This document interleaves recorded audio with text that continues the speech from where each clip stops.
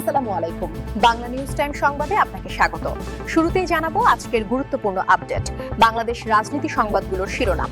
টাঙ্গাইলে গভীর রাতে যাত্রীবাহী চলন্ত বাসে আগুন। গোপালগঞ্জে গণপূর্ত ভবনের সামনে পিকআপ ভ্যানে আগুন। ফরিদপুরে আগুন জ্বালিয়ে ২ মহাসড়ক অবরোধ, যানবাহন চলাচল বন্ধ। আইসিসিতে আওয়ামী লীগের অভিযোগ কতটা যৌক্তিক? এই ছিল আজকের আলোচিত শিরোনাম। এবার আসছে বিস্তারিত সংবাদে। তবে তার আগে অনুরোধ করছি প্রতিদিনের আপডেট খবর সবার আগে পেতে ভিডিওতে একটি লাইক দিয়ে চ্যানেলটি সাবস্ক্রাইব করুন এবং কমেন্টে জানিয়ে দিন আপনি কোন জায়গা বা কোন দেশ থেকে আমাদের এই সংবাদটি দেখছেন। টাঙ্গাইলে গভীর রাতে যাত্রীবাহী চলন্ত বাসে আগুন। ঢাকা টাঙ্গাইল মহাসড়কে চলন্ত অবস্থায় যাত্রীবাহী বাসে আগুন দেওয়ার ঘটনা ঘটেছে। গতকাল বুধবার দিবাগত রাত ১টার দিকে বাসাইল উপজেলার বাইখোলা এলাকার ওই মহাসড়কে এ ঘটনা ঘটে। এতে বাসটির ক্ষয়ক্ষতি হলেও হতাহতের কোনো ঘটনা ঘটেনি। পুলিশ ও স্থানীয় একাধিক বাসিন্দা সূত্রে জানা গেছে, ঢাকা টাঙ্গাইল মহাসড়কের ওই স্থানে গতকাল রাত ১১টার দিকে উত্তরবঙ্গগামী লেনে দুর্ঘটনা হয়। এ কারণে সেখানে ধীর গতিতে যানবাহন অতিক্রম করছিল। ঢাকা থেকে পাবনাগামী স্টার বাংলা নামের যাত্রীবাহী বাস রাত ১টার দিকে ধীর গতিতে ওই স্থান অতিক্রম করছিল। এ সময় বাসটির পেছন দিকে বিকট শব্দ শুনতে পান যাত্রীরা। সঙ্গে সঙ্গে যানটিতে আগুন লেগে যায়। এ সময় যাত্রীরা দ্রুত বাস থেকে নেমে পড়েন। ফলে হতাহতের কোনো ঘটনা ঘটেনি। খবর পেয়ে টাঙ্গাইল ফায়ার সার্ভিসের ২টি ইউনিট ঘটনাস্থলে পৌঁছে আগুন নিয়ন্ত্রণে আনে বলে জানান টাঙ্গাইল ফায়ার সার্ভিস ও সিভিল ডিফেন্সের senior station officer S. M কারনায়েন। তিনি বলেন, সৌভাগ্যক্রমে ওই ঘটনায় কোনো হতাহতের ঘটনা ঘটেনি। গোপালগঞ্জে গণপূর্ত ভবনের সামনে পিকআপ ভ্যানে আগুন। গোপালগঞ্জ শহরের গণপূর্ত ভবনের সামনে রাখা একটি পিকআপ ভ্যানে দুর্বৃত্তরা গতকাল বুধবার রাতে পেট্রোল বোমা ছুড়ে আগুন দিয়েছে। একই রাতে জেলার বিভিন্ন সড়কে গাছ কেটে অবরোধ সৃষ্টি করেন আওয়ামী লীগ, যুবলীগ ও ছাত্রলীগের কর্মীরা। গণপূর্ত বিভাগের কর্মচারী নাসির উদ্দিন প্রথম আলোকে বলেন, গতকাল ভোররাত ৪:৩০টার দিকে নৈশপ্রহরীর চিৎকারে তার ঘুম ভাঙে। বাসা থেকে বের হয়ে দেখেন ভবনের সামনে রাখা পিকআপ ভ্যানে আগুন জ্বলছে। গাড়ির চারপাশে ও সড়কে আগুন ছড়িয়ে পড়ে। আশপাশের লোকজন এসে পানি ও বালু দিয়ে আগুন নিয়ন্ত্রণে আনেন। নাসির উদ্দিন আরও বলেন, দুর্বৃত্তরা পেট্রোল বোমা ছুড়েছে। একটি বোতল অক্ষত অবস্থায় পাওয়া গেছে, সেটার ভেতরে এখনও পেট্রোল রয়েছে। আশপাশে ভাঙা কাঁচ ও জ্বালানির গন্ধ পাওয়া গেছে।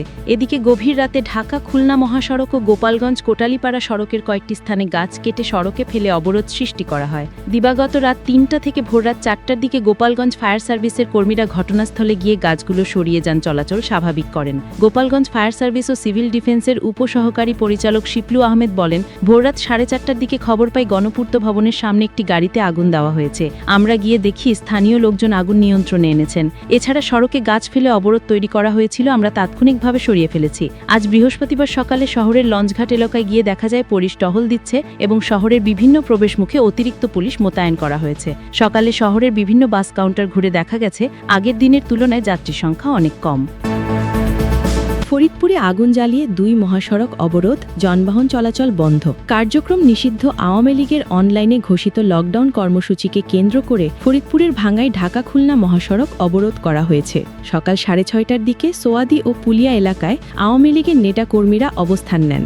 এতে দক্ষিণবঙ্গের বিভিন্ন জেলার সঙ্গে ঢাকার যোগাযোগ বিচ্ছিন্ন আছে। এছাড়া ঢাকা বরিশাল মহাসড়কের মাধবপুর এলাকায়ও টায়ারে আগুন দেওয়া হয়েছে। ভাঙ্গা হাইওয়ে থানার ভারপ্রাপ্ত কর্মকর্তা মোহাম্মদ রকিবুজ্জামান বলেন, ঢাকা বরিশাল মহাসড়কের মাধবপুরে অবরোধকারীরা অবরোধ করতে পারেননি। তবে ভাঙার পুলিয়া এলাকায় অবরোধ করা হলেও সেটি ১ ঘণ্টার মধ্যেই অপসারণ করা হয়েছে। পুলিশ অবরোধ সরিয়ে নিতে নিরবিচ্ছিন্ন চেষ্টা চালিয়ে যাচ্ছে। তবে স্থানীয় সূত্রে জানা গেছে, মহাসড়কে যানবাহন চলাচল বন্ধ আছে। অবরোধকারীরা সড়ক ও এর আশপাশেই অবস্থান করেন। সকাল ৯:৩০টার দিকে সেনা সদস্যরা পুখুরিয়া বাস স্ট্যান্ড থেকে অবরোধকারীদের সরিয়ে দেন। সকাল ১০টার দিকে ভাঙার মনসুরাবাদ বাস স্ট্যান্ড এলাকায় অবরোধকারীদের সরিয়ে দেন পুলিশ ও র্যাব সদস্যরা। তবে সোয়াদি বাস স্ট্যান্ড এলাকায় অবরোধকারীরা মহাসড়কেই ছিলেন। ফরিদপুরের পরিবহন মালিক ও শ্রমিক পক্ষ আজ সকাল থেকে বেলা ৩টা পর্যন্ত আন্তঃজেলা বাস চলাচল বন্ধ রাখার ঘোষণা দিয়েছে। গোল্ডেন লাইন বাস কাউন্টারের ব্যবস্থাপক মোহাম্মদ মইউদ্দিন জানান, সকাল ৬টা থেকে বেলা ৩টা পর্যন্ত বাস চলাচল বন্ধ রয়েছে। পরিস্থিতি বুঝে পরবর্তী সিদ্ধান্ত দেওয়া হবে। ফরিদপুর বাস মালিক গ্রুপের নেতা কামরুজ্জামান সিদ্দিকী বলেন, আমরা বাস চালাতে চাই, তবে যাত্রী না পেলে তো বাস চালানো সম্ভব নয়। এদিকে সকাল 6:30 থেকে ভাঙা উপজেলার আলগি ইউনিয়নের সোয়াগি এলাকায় ঢাকা খুলনা মহাসড়কে গাছের গুঁড়ি ফেলে এবং টায়ারে আগুন জ্বালিয়ে আওয়ামী লীগের নেতাকর্মীরা সড়ক অবরোধ করেন। এছাড়া ঢাকা বরিশাল মহাসড়কের মাধবপুর এলাকায়ও টায়ারে আগুন দেওয়া হয়েছে। ঢাকা খুলনা মহাসড়কের পুলিয়া এলাকায় গাছের গুঁড়ি ফেলে অবরোধ করা হয়েছে। আইসিসিতে আওয়ামী লীগের অভিযোগ কতটা যৌক্তিক? আন্তর্জাতিক অপরাধ আদালতে আইসিসিতে আওয়ামী লীগের জমা দেওয়া আনুষ্ঠানিক আবেদনে দলীয় নেতা বা দলের সঙ্গে সংশ্লিষ্ট ব্যক্তিদের হত্যাকাণ্ড ও কারাবন্দী করার ঘটনায় মানবতা বিরোধী অপরাধে তদন্ত চাওয়া হয়েছে। আইসিসিতে করা অভিযোগকে আওয়ামী লীগের একটি বড় ধরনের প্রচার অভিযানের অংশ হিসেবে দেখা যেতে পারে। আইসিসিতে আওয়ামী লীগের অভিযোগ কতটা যৌক্তিক তা নিয়ে লিখেছেন ডেভিড বার্গম্যান। আওয়ামী লীগ যুক্তরাজ্যের সুপরিচিত আইনি সেবাদানকারী সংস্থা ডাউটি স্ট্রিট চেম্বার্সের এক জ্যেষ্ঠ আইনজীবীর মাধ্যমে আন্তর্জাতিক অপরাধ আদালতে আইসিসিতে একটি কমিউনিকেশন বা আনুষ্ঠানিক আবেদন জমা দিয়েছে। এই আবেদনে দলীয় নেতা বা দলের সঙ্গে সংশ্লিষ্ট ব্যক্তিদের হত্যাকাণ্ড ও কারাবন্দী করার ঘটনায় মানবতা বিরোধী অপরাধের তদন্ত চাওয়া হয়েছে। বিষয়টিকে আমাদের কিভাবে দেখা উচিত? আওয়ামী লীগ নেতৃত্বই যেখানে অভিযুক্ত, এটি মোটেও অবাক হওয়ার মতো বিষয় নয় যে ডাউটি স্ট্রিট চেম্বার্সের সংবাদ বিজ্ঞপ্তিতে একবারও উল্লেখ করা হয়নি যে আওয়ামী লীগের নেতৃত্ব এখন আইসিসিতে তদন্তের আবেদন করছে। সেই একই দলের নেতারাই মানবতা বিরোধী অপরাধের, বিশেষ করে গত বছরের 16 জুলাই থেকে 5 অগস্টের মধ্যে সংঘটিত শত শত হত্যাকাণ্ডের ঘটনায় অভিযুক্ত হয়েছেন। আওয়ামী লীগ নেতৃত্বের বিরুদ্ধে আনা অভিযোগ কোনো অস্পষ্ট বা কল্পিত অভিযোগ নয়। জাতিসংঘের মানবাধিকার বিষয়ক হাই কমিশনারের কার্যালয় OHCHR একটি বিশদ তদন্ত চালিয়ে একটি তথ্য উপাত্ত ভিত্তিক প্রতিবেদন প্রকাশ করেছে। ওই প্রতিবেদনে বলা হয়েছে, OHCHR এর বিশ্বাস করার যথেষ্ট কারণ আছে যে হত্যা, নির্যাতন, কারাবন্দী পড়া ও অন্য অমানবিক কর্মকাণ্ড এসব অপরাধ ঘটেছে। এগুলো ছিল একটি ব্যাপক ও পরিকল্পিত আক্রমণের অংশ। এই আক্রমণ চালানো হয়েছিল সেসব প্রতিবাদীকারী ও সাধারণ নাগরিকের বিরুদ্ধে যাদের সরকার মনে করেছিল যে তারা আন্দোলনে অংশ নিতে পারে বা আন্দোলন সমর্থন করতে পারে। আসলে আগের সরকারের ক্ষমতায় টিকে থাকার নীতি বাস্তবায়নের জন্য এবং সহিংসভাবে আন্দোলন দমন করার উদ্দেশ্যে এসব করা হয়েছিল। এখন বাংলাদেশে আন্তর্জাতিক অপরাধ ট্রাইব্যুনালে বিচার হচ্ছে। সেখানে প্রসিকিউশনের প্রমাণ হিসেবে শেখ হাসিনা টেলিফোন কথোপকথনের রেকর্ডিং এবং সাবেক পুলিশ মহাপরিদর্শকের সাক্ষ্য উপস্থাপন করা হয়েছে। তবে ইতিহাস আমাদের দেখায় কখনো কখনো অপরাধী খুব দ্রুতই ভুক্তভোগীতে পরিণত হতে পারে, আবার ভুক্তভোগীও কখনো কখনো অপরাধীতে রূপ নিতে পারে। তাই আওয়ামী লীগের করা অভিযোগগুলোকে শুধু অতীতে তার দ্বারা সংঘটিত মানবাধিকার লঙ্ঘনের কারণে একেবারে খারিজ করে দেওয়া যায় না। 400 জন নিহত, একথা ঠিক। 8 আগস্ট অন্তর্বর্তীকালীন সরকার গঠনের পর থেকে আওয়ামী লীগ সংশ্লিষ্ট বা দলটির সঙ্গে যুক্ত অনেকেই গুরুতর মানবাধিকার লঙ্ঘনের শিকার হয়েছেন বা হওয়ার ঝুঁকিতে আছেন। বিশেষ করে নির্বিচার ধরপকড় বা ইচ্ছামতো গ্রেফতারের ক্ষেত্রে মানবাধিকার লঙ্ঘনের শিকার হয়েছেন। কিন্তু তাই বলে এটা বলা যাবে না আওয়ামী লীগ পুরোপুরি মানবতার বিরুদ্ধে অপরাধের শিকার, যেমনটা আইসিসিতে দাখিল করা অভিযোগে বলা হয়েছে। ডাউটি স্ট্রিট চেম্বার্সের সবচেয়ে গুরুতর দাবি হলো আওয়ামী লীগের 400 জন নেতাকর্মীকে হত্যা করা হয়েছে এবং তাদের অনেককেই নৃশংসভাবে পিটিয়ে বা গণপিটুনি দিয়ে মারা হয়েছে।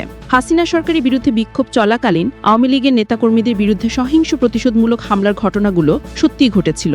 তবে দলটি জাতিসংঘের ফ্যাক্ট ফাইন্ডিং মিশনে 126 জন নিহত মানুষের সংখ্যা দিয়েছে। তাদের সবাই এ ধরনের হামলার শিকার ছিলেন কিনা তা নিয়ে সন্দেহ আছে।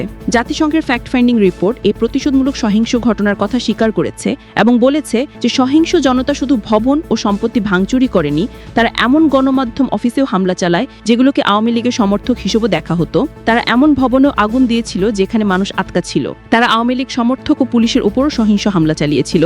এমনকি কিছু লোককে তারা পিটিয়ে মেরে ফেলে। 4 আগস্টের পর যখন তৎকালীন সরকার ক্ষমতা হারাতে থাকে তখন এসব প্রতিশোধমূলক সহিংস ঘটনা আরও বেড়ে যায়। অনেক জায়গায় ক্ষুব্ধ স্থানীয় মানুষজন তাদের উপর পুলিশ ও আওয়ামী লীগ নেতাকর্মীদের করা নির্যাতন ও অন্যায় প্রতিশোধ নেয়। প্রতিবাদের সময় এবং পরেও কিছু ক্ষেত্রে বিএনপি ও জামায়াতের নেতাকর্মীরাও এসব সহিংস ঘটনার সঙ্গে জড়িত ছিলেন। তবে জাতিসংঘের প্রতিবেদনে এমন কোনো প্রমাণ পাওয়া যায়নি যে এই সহিংস ঘটনাগুলো রাষ্ট্র বা কোনো সংগঠনে নীতি অনুসারে পরিকল্পিতভাবে ঘটেছিল।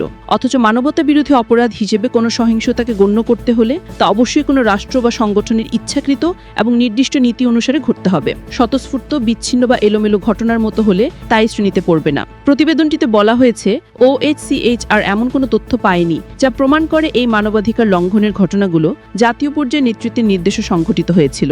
আর যে ছাত্র সংগঠনগুলো আন্দোলনের নেতৃত্ব দিয়েছিল তাদের ক্ষেত্রে প্রতিবেদনে বলা হয়েছে কিছু বিচ্ছিন্ন ঘটনায় দেখা যায় কয়েকজন ছাত্রনেতা বা কর্মী ছাত্রলীগের সমর্থকদের উপর হামলা চালিয়েছে, কিন্তু এর পেছনে কোনো পরিকল্পিত বা সংঘটিত তৎপরতার প্রমাণ মেলেনি। 5 অগস্টের পর নিহত। 2024 সালের 5 অগস্টের পরও নিঃসন্দেহে কিছু আওয়ামী লীগের নেতাকর্মী নিহত হয়েছেন। তবে দলটি 277 জন নেতাকর্মী নিহত হওয়ার যে দাবি করেছে তাও অতিরঞ্জিত। এমনকি আওয়ামী লীগপন্থী প্রতিষ্ঠান প্রতিষ্ঠান global centre for Democratic governance 6 August 2020 থেকে জুন 2025 পর্যন্ত আওয়ামী লীগের মোট 134 জন নেতাকর্মীর মৃত্যুর তথ্য নথিভুক্ত করেছে। তাদের মধ্যে আটককালে মারা যাওয়া ব্যক্তিরাও আছেন।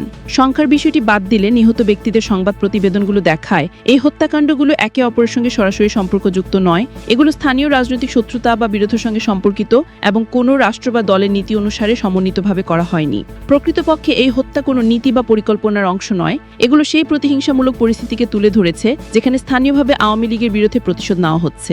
জাতীয় রাজনৈতিক দলগুলো স্থানীয় কর্মীদের নিয়ন্ত্রণে ব্যর্থ হচ্ছে এবং জাতীয় সরকারও শৃঙ্খলা বজায় রাখতে পারছে না। ইচ্ছামতো হরিদরে আটক। ডাউটি স্ট্রিটের সংবাদ বিজ্ঞপ্তিতে বলা হয়েছে, তাদের আইসিসিতে পাঠানো কমিউনিকেশন বা আনুষ্ঠানিক আবেদনে একটি প্যাটার্ন উল্লেখ করা হয়েছে, যেখানে আওয়ামী লীগের সঙ্গে যুক্ত বা যুক্ত হিসেবে ধারণা করা ব্যক্তিদের অভিযোগ ছাড়াই গ্রেফতার করা হয়েছে এবং জামিন না দিয়ে বা অভিযোগ ছাড়াই কারাগারে রাখা হয়েছে। এর মধ্যে রাজনীতিবিদ, যুদ্ধ, আইনজীবী, সাংবাদিক সহ শিল্পী, অভিনেতার মতো এমন মানুষও আছেন যাদের আওয়ামী লীগের সঙ্গে সম্পর্ক খুবই দূরবর্তী। সন্দেহাতীতভাবে আওয়ামী লীগের এ দাবিতে অনেকটা সত্যতা আছে। আওয়ামী লীগের সঙ্গে যুক্ত হাজার হাজার মানুষ গ্রেফতার হয়েছেন বা গ্রেফতারের মুখে আছেন। প্রমাণিত কোনো সত্য তথ্যের ভিত্তি ছাড়াই অনেককে হত্যা মামলায় জড়ানো হয়েছে। কর্তৃপক্ষ এমন কোনো ব্যবস্থা করতে পারেনি যে প্রকৃত অপরাধের মামলাকে রাজনৈতিক প্রতিশোধ বা সম্পর্কের কারণে করা মামলার থেকে আলাদা করতে পারে। কিন্তু এই ধরনের নির্বিচার গণগ্রেফতার যদি আইসিসির মানবতার বিরুদ্ধে অপরাধ তদন্তের জন্য যথেষ্ট বিবেচিত হয়, তাহলে অতীতে আওয়ামী লীগ নিজেও যখন ক্ষমতায় ছিল তখন একই অভিযোগে আইসিসিতে তদন্তের জন্য যে আবেদন করা হয়েছিল সেটিও গ্রহণযোগ্য হতো, কিন্তু আইসিসি সে সময় এই আবেদন গ্রহণ করে তদন্ত করেনি। কাজে এখন তারা করবে সেই সম্ভাবনা ক্ষীণ। এর আগে যখন আওয়ামী লীগ ক্ষমতায় ছিল তখন পুলিশ বা আইন প্রয়োগকারী সংস্থার মাধ্যমে প্রায় বিরোধী নেতাদের বিরুদ্ধে মিথ্যা মামলা করা হতো, কিন্তু গত বছরের 5 আগস্টের পর থেকে ঘটে যাওয়া হত্যা মামলাগুলো সাধারণত সেসব পরিবারের পক্ষ থেকে করা হয়েছে যেসব পরিবারের সদস্যরা জুলাই আগস্টের আন্দোলনে নিহত হয়েছিলেন। যদিও এইসব মামলায় অনেক ক্ষেত্রে স্থানীয় রাজনৈতিক দলের সম্পৃক্ততা ছিল, এই পার্থক্য আন্তর্জাতিক আইনের দৃষ্টিতে প্রমাণ করতে কঠিন করে দেয় যে গ্রেফতার বা আটকগুলো কোনো রাষ্ট্র বা সংস্থার নীতি অনুসারে করা হয়েছিল, যা কিনা মানবতার বিরোধী অপরাধ হিসেবে ধরার জন্য অত্যন্ত প্রয়োজনীয়। ভরসা নেই। আওয়ামী লীগের কর্মী ও সমর্থকদের হত্যা করা এবং ইচ্ছেমতো গ্রেফতার করার ঘটনা অত্যন্ত উদ্বেগজনক, তবে এগুলো আইনগতভাবে মানবতার বিরুদ্ধে অপরাধের পর্যায়ে পড়ে না। এই দৃষ্টিকোণ থেকে আইসিসিতে করা অভিযোগকে আওয়ামী লীগের একটি বড় ধরনের প্রচার অভিযানের অংশ হিসেবে দেখা যেতে পারে। নিজের উপর আসা জুলাই আগস্ট বিক্ষোভে সংঘটিত হত্যার দায় থেকে লোকের মনোযোগ সরিয়ে দেওয়া এই প্রচার অভিযানের উদ্দেশ্য হয়ে থাকতে পারে। তবে যাই হোক, এখনো পর্যন্ত যা ঘটেছে তা কোনো ধরনের শান্তি নিশ্চয়তা দেয় না। ডাউটি স্ট্রিট চেম্বার্সের আনুষ্ঠানিক অভিযোগে বর্ণিত কিছু অনিয়ম এখনো গুরুতর মানবাধিকার লঙ্ঘনের মধ্যে পড়ে এবং অন্তর্বর্তী সরকার এগুলো ঠেকতে বা সংশোধনে যথেষ্ট কিছু করেনি। যারা আশা করেছিলেন আওয়ামী লীগের পতন বাংলাদেশে মানবাধিকার ও জবাবদিহিতার জন্য একটি নতুন যুগের সূচনা করবে, তাদের কাছে বাস্তবতা একেবারেই হতাশাজনক। প্রতিশোধ ও দমন চক্রের আগের ছবি দেখা যাচ্ছে। এতে বোঝা যাচ্ছে ক্ষমতা বদলালেও বাংলাদেশ এখনো এমন রাজনীতি ফাঁদে আটকে আছে যেখানে অনিয়ম ও দোষীদের শাস্তি না হওয়া বা দায় মুক্তির সংস্কৃতি আগের মতোই রয়ে গেছে। ডেভিড বার্গম্যান, সাংবাদিক, বহু বছর ধরে আইসিটির বিচার কার্যক্রম ও বাংলাদেশ নিয়ে লিখছেন।